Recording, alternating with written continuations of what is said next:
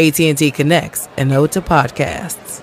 Connect the alarm, change the podcast you stream. Connect the snooze, 10 more minutes to dream. Connect the shower, lather up with the news, sports talk, comedians, or movie reviews. Connect with that 3-hour philosophy show. Change the drive into work and traffic so slow. Connect the dishes to voices that glow. Thank you to the geniuses of spoken audio. Connect the stories, change your perspective. Connecting changes everything. AT&T.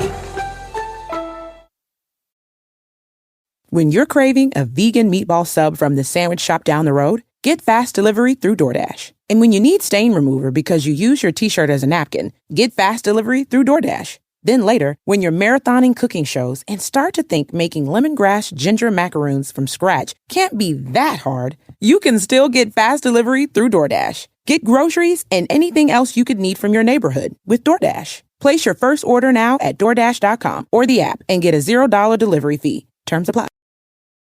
For exclusive podcasts and more, sign up at patreon.com/partnersincrimemedia. I'm Rebecca Lavoie, and this is Crime Writers On.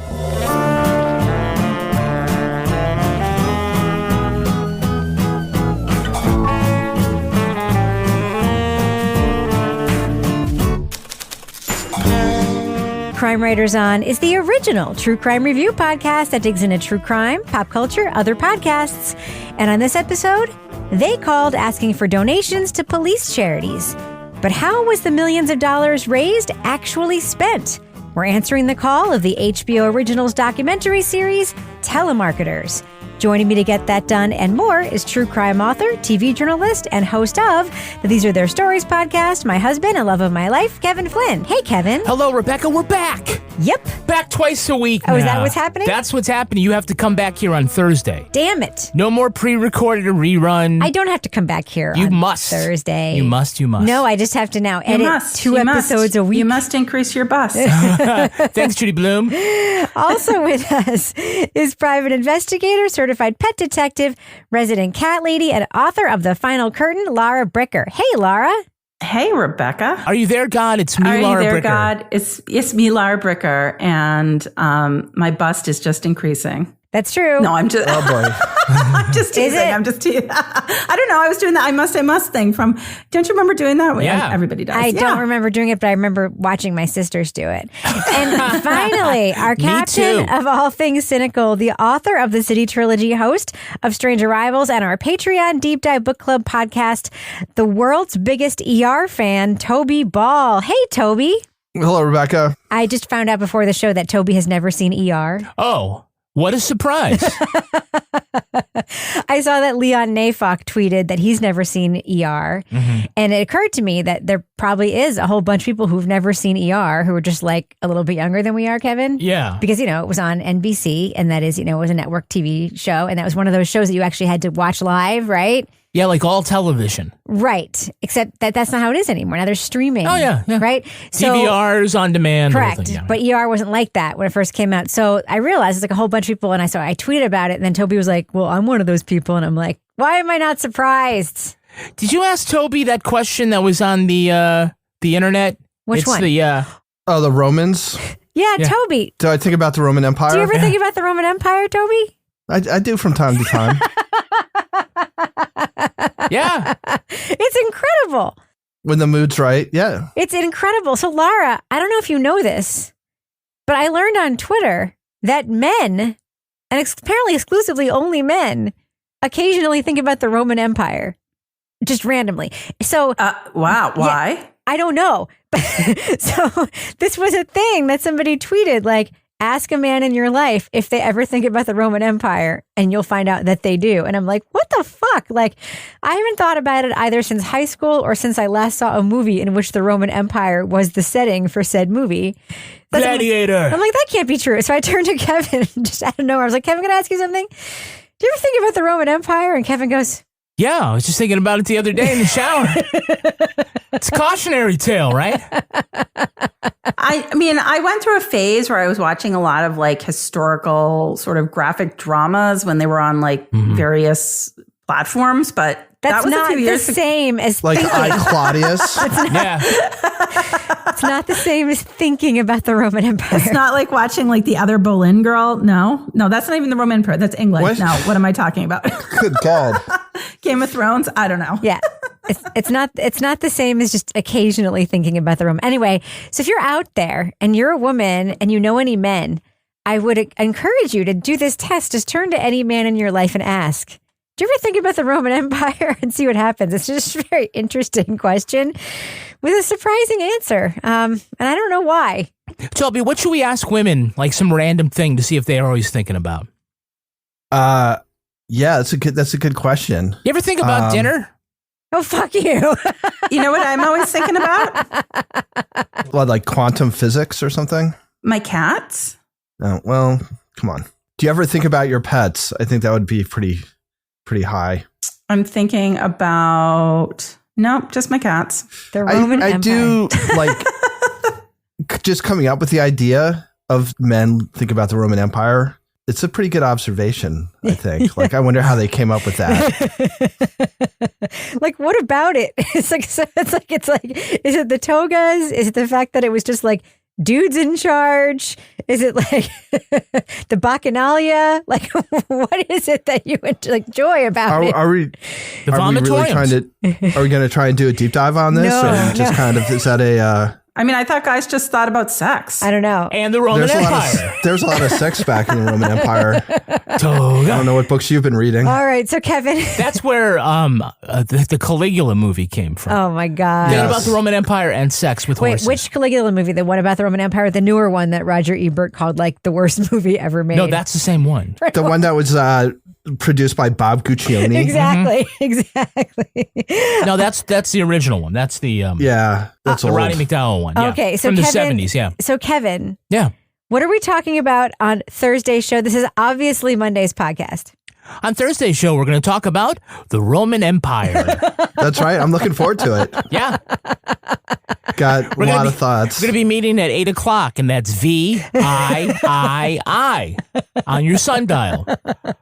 On Thursday's show, we're going to talk about The Girlfriends. It's a new podcast from iHeart and Novel. Okay.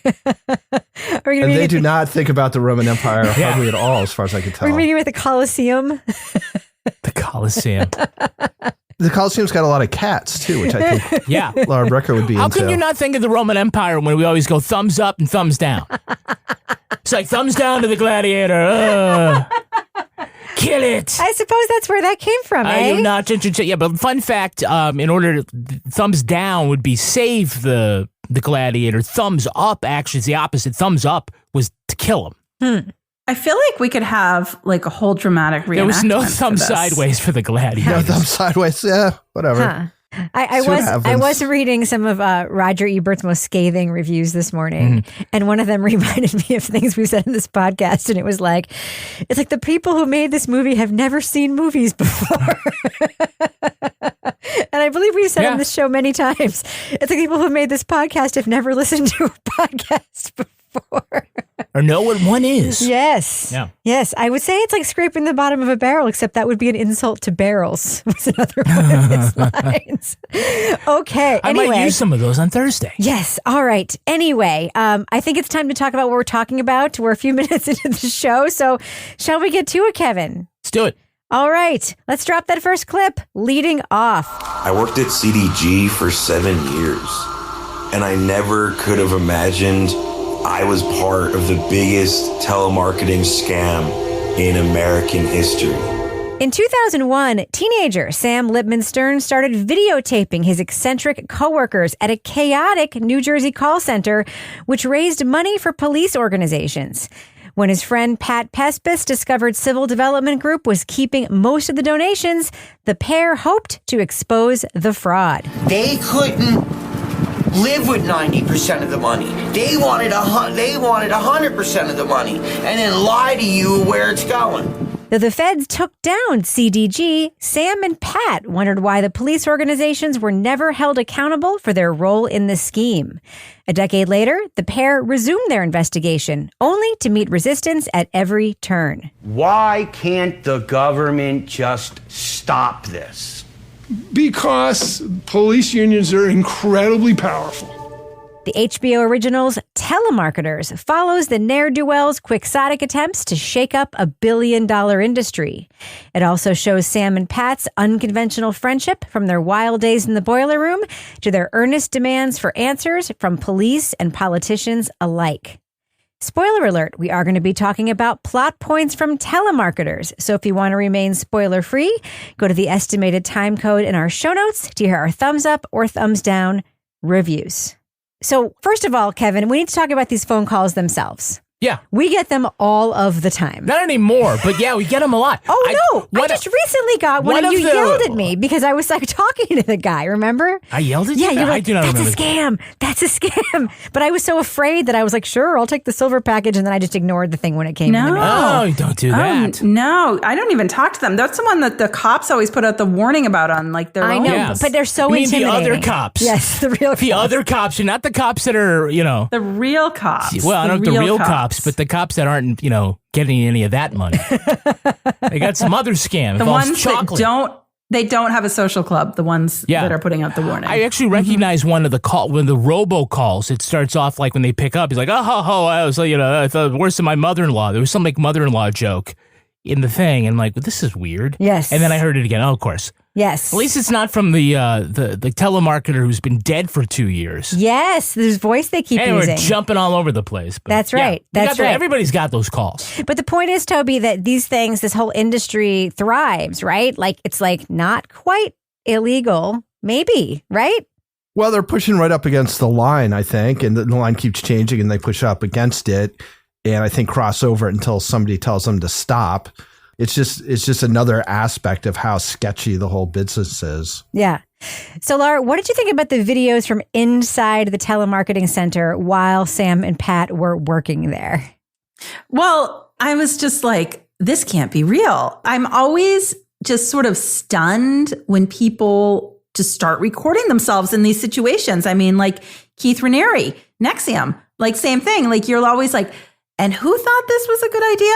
But those are cults, though. I know these are cults. This is just a telemarketing center. But I mean, they were absolutely bonkers. And I could see someone like, oh yeah, look at all this funny stuff we're doing. And they're recording it. But I think it really set the scene for the fact that we had very sort of rich portraits of the people that were working in this telemarketing center, because we were getting this uncensored, unfiltered view into the personalities that were in there. You got Pat, who's just openly using drugs and nodding off and then somehow still managing to get sales. He's really good at it. Really good at it. Yeah. He just kind of like wakes up just enough and then he nods, which is it's pretty remarkable. You've got like people giving each other tattoos while they're in there. Not just tattoos. Giving each other blowies. You could smoke a joint, you could drink a beer. They didn't care what you did. You sell, you're good. You don't sell, you suck. I'm working at this place and I'm like, I have to document this. This is fucking insane. By the way, who was that? Someone filmed, like, there's a clip of, like, someone getting their pants unbuckled. Like, who was filming that? Sam? I guess. Well, you know what's incredible to me? So everyone there knows that they're doing fucked up shit and that they're getting away with crazy stuff. They all know that. And so they're filming it like with impunity and they're doing stuff because they know they're getting away with it. They're in this environment that's crazy. They know they're getting away with it. Now, this isn't quite the same thing, but I worked for this insane chain of pet stores when I was growing up on Long Island, which is not too dissimilar from New Jersey. No offense, either Long Island or New Jersey, but you both know it's true. And, I worked with a bunch of young people who were stealing from the store like crazy. When I first started working there, I was like 15 years old. And at the end of the day, the manager of the store would just hand out an envelope of money to everybody who worked there. And I was like, what is going on? And it turned out it was because every cash sale, they weren't using the register. They were just taking the money and they were giving it away to all the employees to keep us quiet, right? Oh. And that continued from when I was 15 all the way until I was like 19. And no one ever said anything because we just thought like this is what's happening at it literally was happening at every store. This is the way it operated. And it was like a joke. And I'm just like, okay, if I wanted to keep my job, like I couldn't say anything, right? And I was just like, and these people were crazy. They were crazy and they were just like this. They were taking pictures of it. They were just walking out the store with stuff, and they turned into like nutty people. And there is an environment where you're in a thing like this. It's like the boiler room, where it makes you even crazier, and like the stealing becomes the fun or something. I don't know. It's like the environment adds to it. But what's amazing to me is that these guys, like, they had the wherewithal to know at the time that, like, this is even worse because we're defrauding people and we're pretending to be cops, and we should be doing something about it. And that's what's amazing to me about it. Do you think that's what was going on at the time, Toby? Do you think at the time that they were thinking this, or do you think this happened like retrospectively, where they were like, we have all this stuff? Because at the time, the way that they sort of present it was, at the time they kind of knew they were doing something bad. Well, I thought there was like one moment where they kind of talk about, like, there's some seriously sketchy shit. Let's get to the bottom of it. And then they sort of show them walking in. And, you know, I don't know if that was done post, but it seemed to me that after a little while, as much fun as they're having and stuff, it's just got to be fucking boring as hell. Like, even if you're on heroin, just to be like making phone calls again and again and again and again. So, like, let's get to the bottom of this shit. It seemed like kind of a natural thing for people who are just sort of doing this like crazy, repetitive, sort of soul destroying work. I mean, it doesn't seem like anybody's happy, right? I mean, everybody's having fun, but nobody's happy. And when they talk to the people who are out of it. So, yeah, I mean, my sense was that they had started this thing while they were still working there, but clearly not as seriously. I mean, I think they would have been funny to catch some stuff on video that kind of caught somebody red-handed or had some evidence of something. But I think it was more for laughs than it was for like genuine sort of change in laws or whatever. But then that came later. So Pat is obviously a central figure here, Kevin, right? And a part of me wonders how much of this is that, like, Sam was so fascinated by Pat because he was older, right? And he obviously was like sort of an unusual person and quite a character, right? But he is really the center of this whole documentary in many ways. Yeah, he becomes the emotional center of this for certain. I mean, he has his own demons, right? But funny enough, he's not like mean to anybody.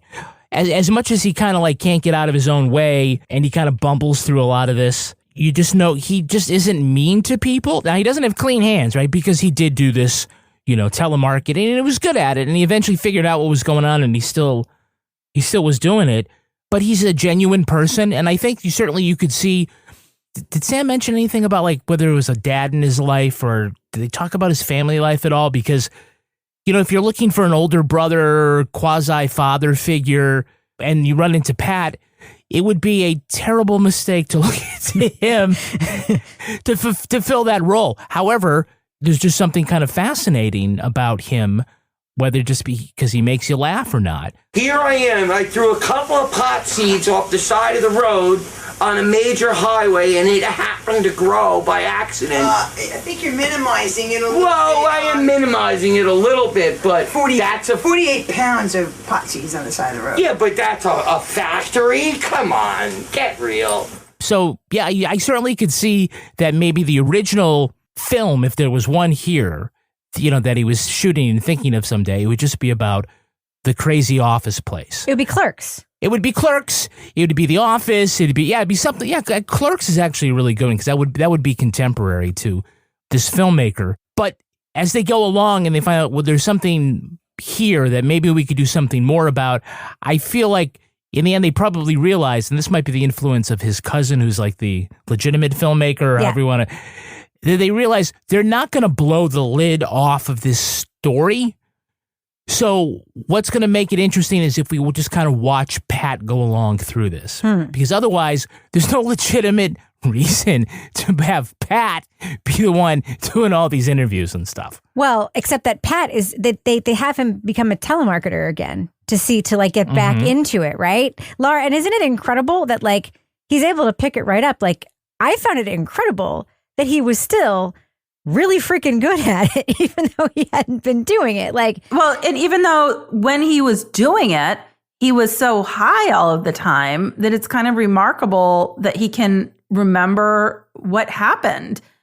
Pat, you know, I feel like I cringed a lot as I was watching Pat, and I was like, oh God, now he's got on. I'm like, oh, what hat does he have on now? Like we've gone from the cowboy hat to the little, newspaper boy hat to the sunglasses. But you know what? You got to give it to the guy. He is just not giving up. And when you see him now getting back into just calling and getting into the telemarketing world and also answering the phone when these people call and questioning them. And when you're listening to them on speakerphone and you have that scene where they're like, wait a minute, it's so-and-so. And, that was somebody they used to work with. But who's dead now? Yeah, exactly.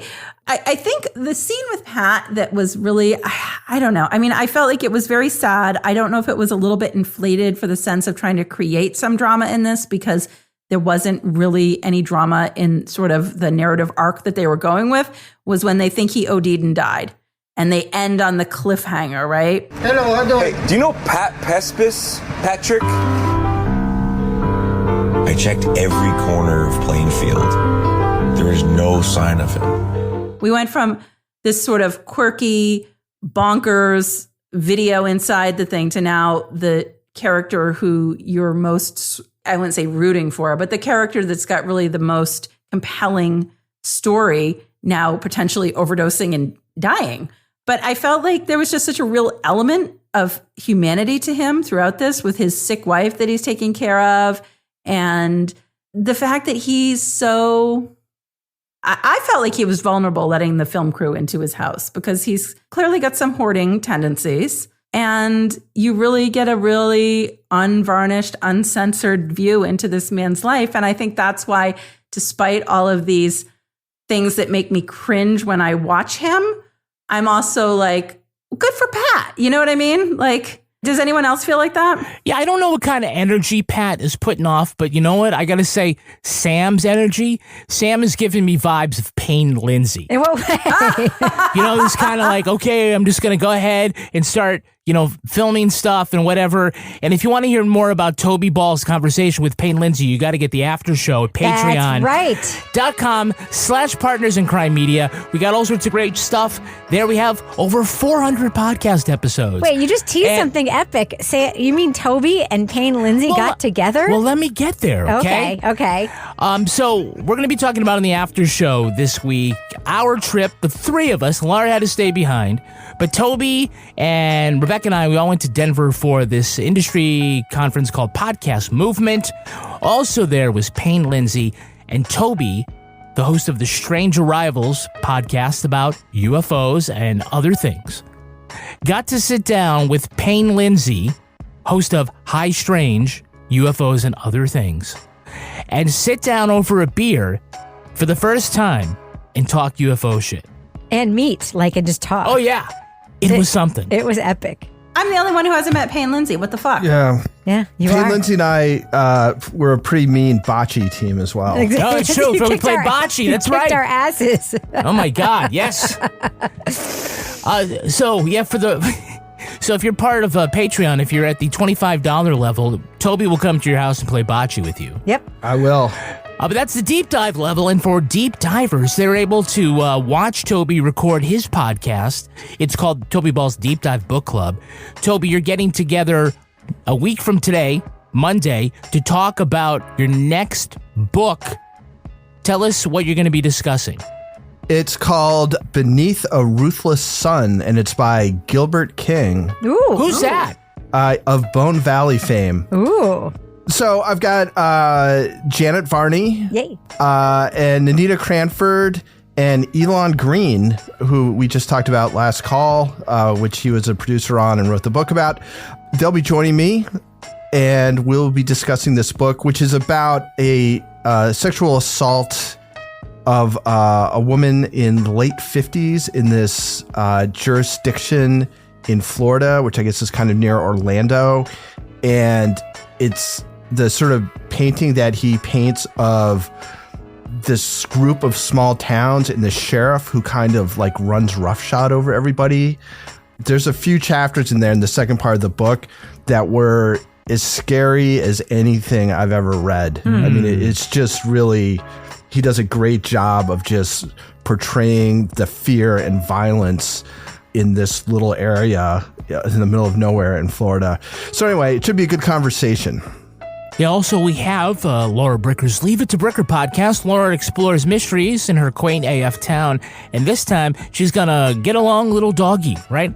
Yeah, so we had the most recent Leave It to Bricker, in which I learn how to round up the 4 cattle in the town next to Exeter on horseback. And I'm going to give a little teaser.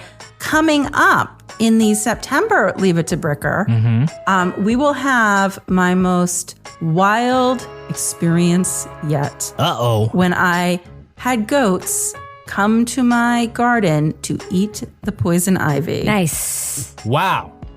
Okay, that's not a metaphor. That really happened. That really happened. It really happened. I didn't get permission from my condo board. I just did it. Oh. Wild. That's some like goat poison ivy poop. All right.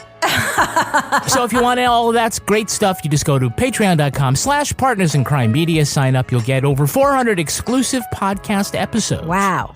All right, so Kevin, does that send the business section? Thus ends the business section. All right, let's get back to the show. I'm going to fade that music out right now. So, Kevin, I hear we have a pretty great sponsor coming up. Why don't you tell us about it? Yeah, that is HelloFresh. HelloFresh. HelloFresh wants you to start off a fresh fall routine with HelloFresh. Hola, Fresco. Hola, Fresco. Oh, my goodness. Is that Spanish or Italian or a little both? I don't know. All right. HelloFresh handles all the meal planning and the shopping to deliver everything you need to cook up a tasty meal right at home. Okay, Laura Bricker is a longtime user of HelloFresh, and I think she's found like a new way to utilize the meal. Right, Laura? Do you know what I'm going to do on my next Match.com date? It's going to be simple. We're going to whip up a HelloFresh together. What better way to get to know your new date than cooking together? And it's simple, so you don't really have to do too much. Hey, I have HelloFresh to thank for my next love match. Wow. Yeah. Okay. Oh my. It's getting hot in that kitchen. Romance is in the air on the apps. Yes. HelloFresh. Yeah. Hey, this is a family meal plan. Yeah. Leftovers after the date. So even if it's not that hot in your kitchen, you can still enjoy some HelloFresh. Just go to HelloFresh.com/50crime. 50crime. And use code 50crime. 50crime. For 50% off plus 15% off the next 2 months. That's HelloFresh.com/50crime. 50crime. And use that code. It's 50crime for 50% off plus 15% off the next 2 months. HelloFresh, America's #1 meal kit. So, Kevin, I know you want to talk right now, but first, I need to talk a little bit about Squarespace, because Squarespace is the all-in-one platform for building your brand and growing your business online. You know that we make all of our websites with Squarespace. We made Crime Writers On with Squarespace. That old podcast I had, HGTV and Me, was made with Squarespace. And of course, we make the Law and Order podcast. We make These Are Their Stories with Squarespace. Plus, I make all of my day job podcasts with Squarespace because Squarespace is incredible. You can use blogs, videos, social media, podcasts, and now there are member areas where you can lock a new revenue stream for your business and free time up in your schedule by selling access to gated content like videos, online courses, or newsletters. Like, maybe you like that blank stack thing. Push that to the side and use Squarespace. So this summer, why not share your adventures with your followers, maybe in a newsletter, or make some fun video compilations of your summer fun? You can create pro-level videos effortlessly with Squarespace Video Studios app, or share blogs, videos to social media, push website content to your favorite channels so that your followers can share it too. Use the insights to grow your business. Just analyze which channels are most effective and, use that to make the magic keep happening. Anyway, get it all done. Just go to squarespace.com/crime for a free trial. And when you're ready to launch, use offer code CRIME to save 10% off your first purchase of a website or domain. Again, that's CRIME to save 10% off your first purchase of a website or domain. So, Toby, once they get going on this investigation, Sam and Pat actually try to make some headway and dig into stuff. What do you think of the general success or failure of what they're doing. I mean, I think it's pretty clear that they do not yet know that they have sold this documentary to HBO, and that they're not able to tell people that as they're interviewing them for this documentary, right? Right. Yeah, I mean, I think that the big change happens in the third episode when, he gets hooked up with his cousin who's actually in the film business, and that seems to kind of bump things up a little bit. But up until then, I think one of the really interesting things about this whole documentary series is, like, we don't normally see people like this making documentaries that get on HBO, right? People who are not wealthy, are working like this very sort of depressing, low-paying job that really gets people who have nowhere else to go. So the idea that they would somehow have the resources to like blow the lid off the whole thing seems a little unrealistic. But instead, what they're doing is trying to get to sort of what's the truth behind what they've been doing sort of on a day-to-day basis for, months or years. And to that extent, I think they do a pretty good job. Like, I don't know how much they knew before they started this, but the idea that they are able to expose, at least to the viewers, this sort of universal thing that most Americans have, which is to get these calls. And it's always like, wow, is this a cop on the other? Is it kosher if I say no? And then you hear them talking. It's like, oh shit, that's exactly like what the guys who call are like. So because it's the same guys. Right, exactly. So exposing that both for themselves and sort of understanding what exactly our job has done, and then exposing it for the people who are now watching it on HBO, it's a pretty universal thing that happens in our country. And I was always like somewhat suspicious, but I had no idea. And now we're sort of being shown this. You can't really, after the first 5 minutes, if you think you're going to see people's like heads on a block when this is over, like you probably have unrealistic expectations, given the resources they have. Like, even at the end, even when it seems like it's getting a little injection of money because they're getting in like plane flights, like it's still like they're just driving around. I mean, it's not like they have a big crew or whatever. It's still a pretty small operation. So I thought they did a good job given what could plausibly happen. And I think that their intentions were certainly right. And the idea that you would be willing to sort of stand up to the people who are running your industry is good. I mean, I think where it kind of like grinds to a halt for them, unfortunately, is that nobody kind of talks to them about when you're dealing with people who actually have real power, like how do you interact with those people? And I'm thinking about especially the scene with Senator Blumenthal, and it's just clear that nobody has been like, this is how you do it. Right. Like they just go in there like they're just talking to like somebody who they get on the phone. And that, it's just a non-starter. So that whole thing fizzles. And I think Blumenthal is supposed to look badly in this. But in fact, I think the people who are doing they didn't have people doing advance work, but if they had sat down with somebody, they would have been like, who knew Congress, to be like, look, you got to talk to a staff person. You got to be succinct. They don't want you to be telling all these stories that make for good for a documentary, but aren't good for, trying to get legislation passed. Right. Well, I think there, Toby, that he probably became suspicious halfway through this where they have all these cameras set up, but they weren't asking any questions, right? So it wasn't like all of a sudden like an interview. I'm sure Blumenthal felt like, I'm being set up for some kind of trap here. Yeah. Is it some sort of like weird? Yeah, I'm walking into thing. A gotcha thing about whatever this is. Because again, they don't know they've sold the thing to HBO at that point. They don't. Well, there's no way. There's no way they do. This is the kind of thing where like it goes out to market after it's made. And they had quite a few people there for that setup, right? It wasn't like an episode of Catfish, but, right? But regardless, that's not really the point at all. I mean, it's that they really are bumbling, but they do make headway, and they don't really make like you said, like big headway. They're not going to turn the industry upside down. It's like, what do? They go like, okay, we're going to drive to Texas, and we're going to spend all this money, all this time, and when we get there, we're going to find the union guy we're looking for and yell at him as he gets in his car, and that's it. Oh, there he is. No shit, yeah. Quick. Let's leave the food. It's right across the street. Go. Mr. Lozano! Mr. Lozano!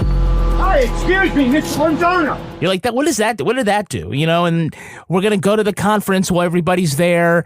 And as soon as we have our first interview, we're going to walk out of the hotel room and walk around so everybody can see we're here with cameras and see what happens. But that was so embarrassing when he had the wrong name. Oh, yeah. But sometimes they do ask good questions in those interviews. They say, but what about the cops? But when they get people to say the cops are untouchable. Yeah, no one wants to mess with cops. Here are the two things that I think that they actually did get. Okay, we already know that the call centers were keeping 90% of the money, and we're like, oh, that's the big crime. Only 10% goes to the cops, but they're the first ones to ask and explore what is really going on with that 10%. It's not going to the things that they say it's going to either, because they show us this Chicago cop who got shot, and they were raising money for him, and he never got any of it. So, like, okay, that's interesting. And also the idea that maybe these cops are in certain places, they sign these deals, not because 10% and nothing's better than 100% and whatever the hell it is. It's because they're getting a kickback. They're like, okay, you sign this, you'll get the first $15,000 yourself. So they never really got to prove that, but they did sort of advance some of these ideas, but that's as much as they're going to get.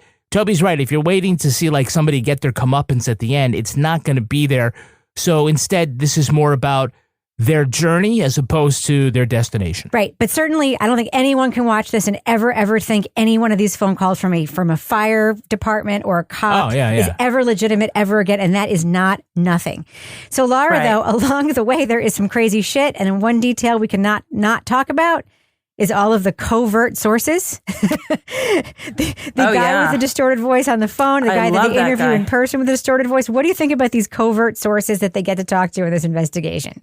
Oh my God. I just loved it because it felt so over the top to me, because it was like, I used to work in the telemarketing industry and CGB. And it was like they just went so overboard with the way they disguised it. And I liked, the guy who's from the other telemarketing company, and he's like, find the murderer. And you're like, oh my God, like what is going on? And then you find out that there's this other guy has like received, when they're talking about what they used to do, $80,000 from one elderly man in like 4 months. But I thought that added like a nice element of intrigue to this, that we had these people, but also that they sort of set up, despite the fact that, like, for me, once I get over the like, oh my gosh, this is absurd, that this is so deep throat, how the civic development group basically paved the way for all of the other telemarketers and people that were doing this sort of, I'm going to just say scamming, because it's a scam.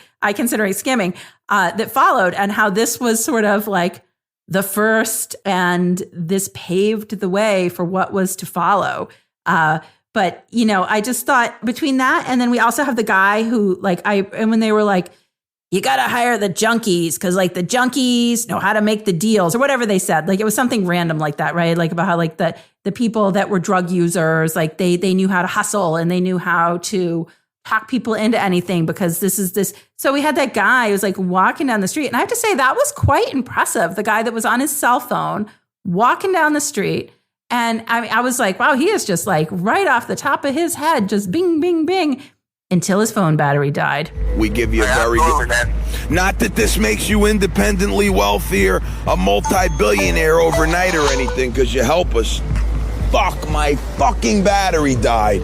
My motherfucking battery died. That guy was fucking solid, bro. That was a goddamn sale. But you know what? They weren't wrong when they were like, this type of salesperson is going to hustle, because then he found somewhere to charge his phone and called back and completed the deal. That's right. So I thought there was some really interesting portraits of the people that were connected to this industry in this documentary. But like when you were saying about the ending, like to me, the ending it fell a little bit flat. And I know there wasn't really another outcome, but I don't know if anyone else felt like all of a sudden I was like, oh, it's over. Like they come, they bring Pat the picture, he hangs it on his wall. It's over. I kind of felt like that was part of the point, though. Exactly. Right? Well, I mean, because I just felt like unsatisfied by that. But it's, it's showing the limits of what you can do. I mean, the alternative to this as an expose, right? What we're used to seeing is like 60 Minutes. And like they've got such leverage that they can get CEOs on and freaking put them in the corner. And because they have something to fear from these big news operations, these guys don't have any leverage at all. They're just two guys who happen to work at this place that's super sketchy. They do now, though. They have leverage now. Oh, now they do. Yeah. But yes. before. There are things on fucking HBO. What are you talking about? Everybody is going to watch this thing, and everyone's talking about it. Season 2, they can probably really put the screws to somebody. But at this time, like there's no reason for anybody to talk. Like I couldn't believe that cop from Texas was willing to talk to him. Like I think he was like, well, I'm just going to fucking get out in front of this because a bunch of people are about to go down.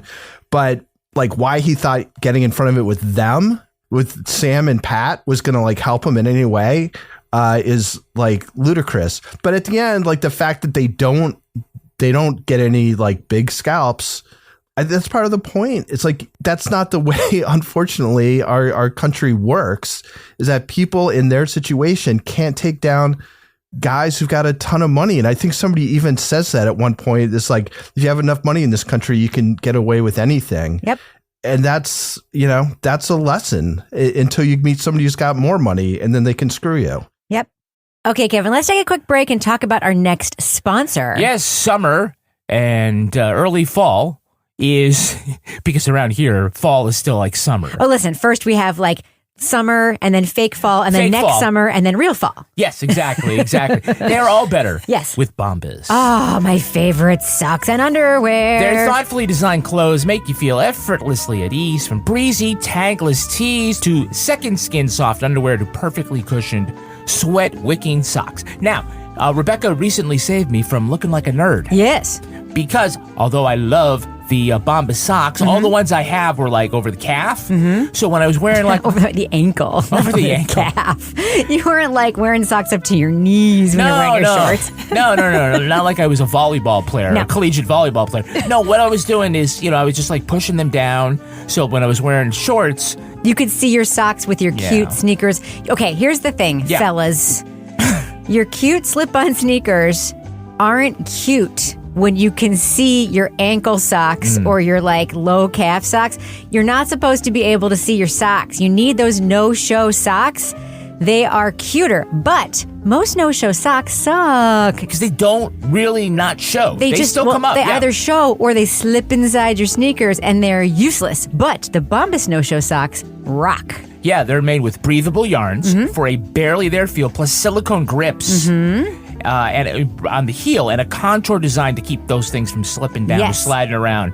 And they also have a 100% happiness guarantee, means that you're covered for life. So make yourself look cool. Go to bombas.com/crime. Crime. And use code CRIME for 20% off your first purchase. Ladies, you can do it too. That's bombas.com/crime. Crime. And use code CRIME at checkout. bombas.com/crime. Crime. Code CRIME. AT&T connects and ode to podcasts. Connect the alarm, change the podcast you stream. Connect the snooze, 10 more minutes to dream. Connect the shower, lather up with the news, sports talk, comedians, or movie reviews. Connect with that 3-hour philosophy show. Change the drive into work and traffic so slow. Connect the dishes to voices that glow. Thank you to the geniuses of spoken audio.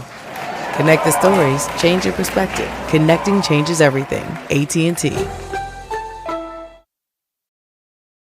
When you're craving a vegan meatball sub from the sandwich shop down the road, get fast delivery through DoorDash. And when you need stain remover because you use your t-shirt as a napkin, get fast delivery through DoorDash. Then later, when you're marathoning cooking shows and start to think making lemongrass ginger macaroons from scratch can't be that hard, you can still get fast delivery through DoorDash. Get groceries and anything else you could need from your neighborhood with DoorDash. Place your first order now at DoorDash.com or the app and get a $0 delivery fee. Terms apply.